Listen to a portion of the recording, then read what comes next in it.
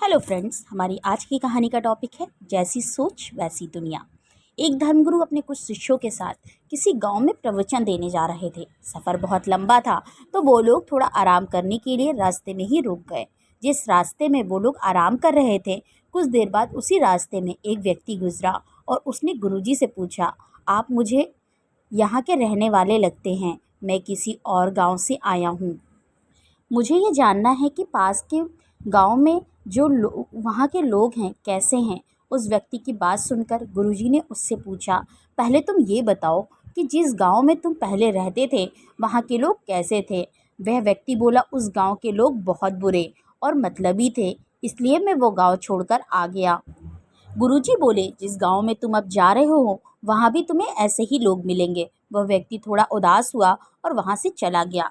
कुछ देर बाद फिर एक व्यक्ति उसी जगह से गुजरा और उसने भी गुरुजी से यही सवाल किया कि मैं किसी गांव से आया हूँ, मैं जानना चाहता हूँ कि उस गांव के पास वाले लोग रहने में कैसे हैं। उस गुरुजी ने उससे भी यही पूछा कि तुम जिस गांव से आए हो वहाँ के लोग कैसे थे। उस व्यक्ति ने बताया कि मैं जिस गांव से आया हूँ वहाँ के लोग बहुत अच्छे और सबकी मदद करने वाले लोगों में से हैं।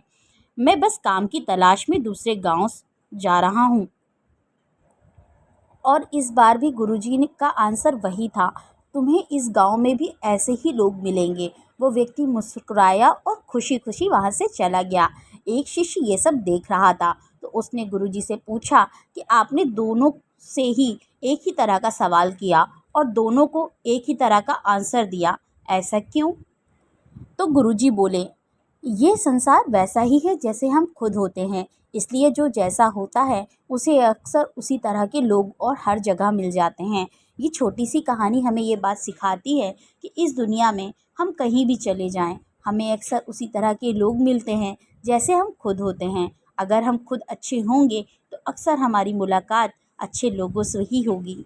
यदि हम बुरे हैं तो हमें हर जगह बुरे लोग ही मिलेंगे। जैसी हमारी सोच होती है उसी तरह का हमारा माहौल होता है, और अक्सर हम लोग हमेशा नेगेटिव सोचते रहते हैं और फिर हमारे साथ नेगेटिव चीज़ें भी होती हैं।